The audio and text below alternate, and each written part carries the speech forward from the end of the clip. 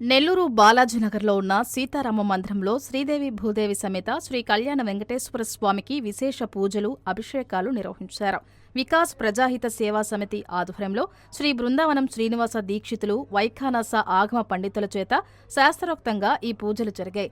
గోవింద నామాలు, మంగళ వాయిద్యాలు, వేద మంత్రాల నడుమ స్వామివారికి పాలు, పెరుగు, తేనె, సుగంధ ద్రవ్యాలు, కొబ్బరి నీళ్లతో అభిషేకం చేశారు. అభిషేకం అనంతరం స్వామివారిని విశేషంగా అలంకరించి వివిధ రకాల పంచ, అష్ట, నవ, నక్షత్ర, కుంభ హారతులు సమర్పించారు. భక్తులు వారి గోత్ర నామాలతో అభిషేకం చేయించుకున్నారు.